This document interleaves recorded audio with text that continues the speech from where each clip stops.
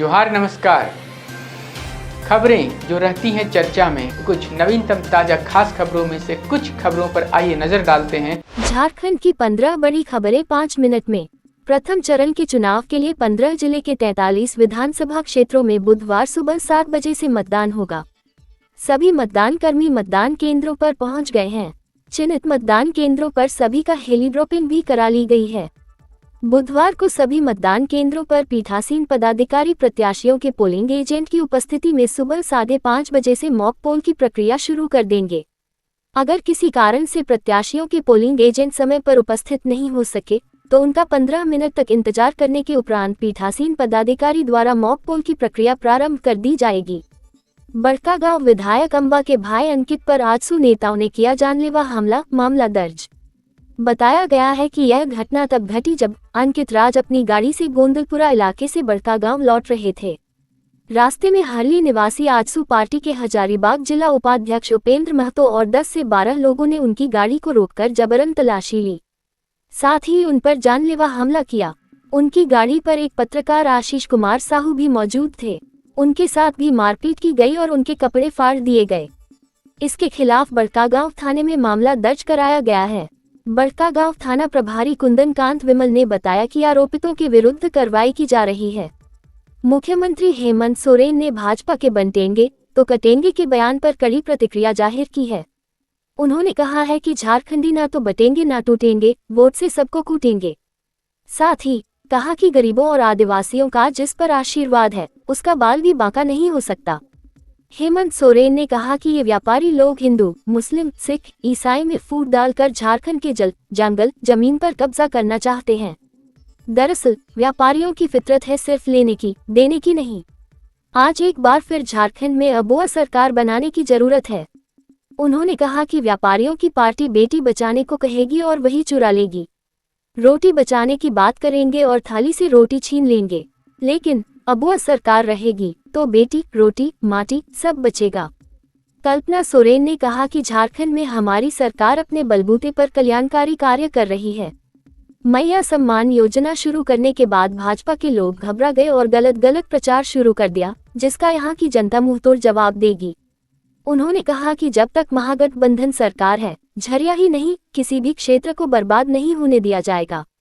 इस सभा में पूर्णिमा नीरज सिंह ने अपने पति स्वर्गीय नीरज सिंह की विरोधियों द्वारा कराई गई हत्या का जिक्र करते हुए सवाल किया कि क्या भाजपा के पास कोई प्रतिनिधि नहीं है जो वह बार हर चुनाव में हत्यारे के परिवार को ही टिकट दे रही है। हेमंता बिस्वा शर्मा ने कल्पना सोरेन के हेलीकॉप्टर रोके जाने मामले पर सफाई दी। बोले, गृह मंत्री अमित शाह ने भी फोन से सिमडेगा की सभा को संबोधित किया। बता दें कि बीते सोमवार को मुसाबनी में सभा के बाद कल्पना सोरेन का हेलीकॉप्टर उड़ान भरने के लिए तैयार था, लेकिन बैटरी डाउन होने से उसे कुछ समय के लिए रोकना पड़ा। इसके बाद हेलीकॉप्टर को नो फ्लाइंग जोन बताकर शाम 4 बजे तक उड़ने नहीं दिया गया। इस वजह से कल्पना सोरेन को करीब 1 घंटे तक मुसाबनी में रुकना पड़ा और उन्होंने फोन के माध्यम से लातेहार की सभा को संबोधित किया। आज पूरे दिन हटिया विधानसभा से कांग्रेस प्रत्याशी अजय नाथ शाहदेव कार्यकर्ताओं और समर्थकों संग चुनावी रणनीति बनाने में व्यस्त रहे। उन्होंने बूथ स्तर कार्यकर्ताओं से कहा कि अब आपकी बारी है लड़ने की। आप सब बूथ में समय से पहले पहुंचे और वोटिंग के अंत तक सतर्क और चौकस रहें।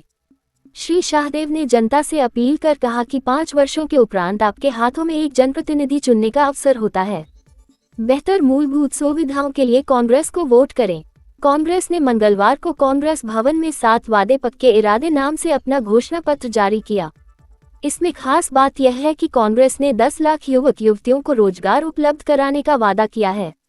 साथ ही 1932 आधारित स्थानीय नीति लाने के साथ सरना आदिवासी धर्म कोड को लागू करने का भी वादा किया है।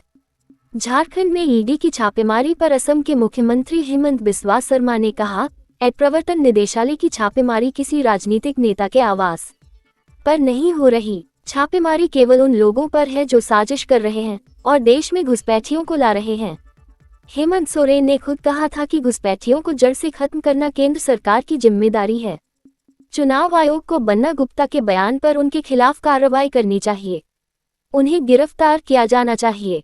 भारतीय क्रिकेट टीम के पूर्व कप्तान महेंद्र सिंह धोनी को हाईकोर्ट से नोटिस जारी किया है। अदालत ने उन्हें नोटिस जारी कर पक्ष रखने का निर्देश दिया है। दरअसल Arka sports private limited and management limited के मिहिर दिवाकर और सौम्या दास के खिलाफ महेंद्र सिंह धोनी ने कंप्लेन केस किया है।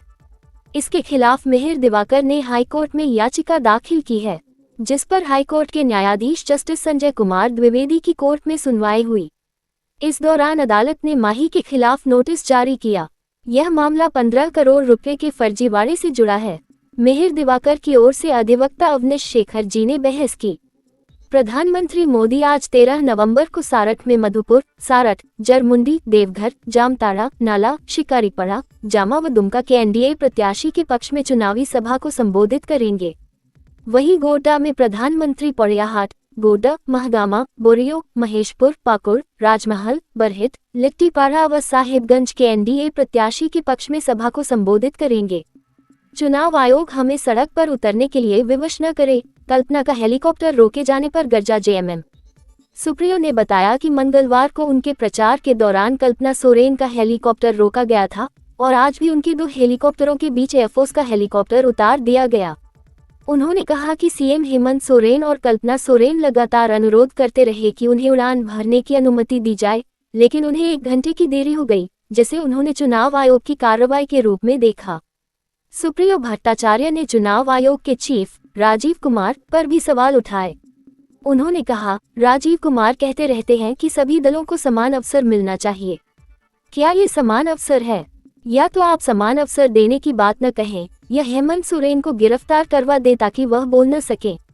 रांची और पश्चिम बंगाल में प्रवर्तन निदेशालय ने अवैध बांग्लादेशी घुसपैठ के सिलसिले में बड़े पैमाने पर कार्रवाई शुरू की है। ईडी ने पीएमएलए 2002 के तहत 17 स्थानों पर छापेमारी की, जिसमें रांची और पाकुड़ सहित पश्चिम बंगाल के कई स्थान शामिल हैं। अब तक की कार्रवाई में फर्जी आधार कार्ड, जाली पासपोर्ट, अवैध हथियार, अचल संपत्ति के दस्तावेज, नकदी, आभूषण, प्रिंटिंग पेपर, प्रिंटिंग मशीन और आधार बनाने के लिए इस्तेमाल किए गए खाली प्रोफार्मा सहित कई आपत्तिजनक सामान बरामद किए गए हैं।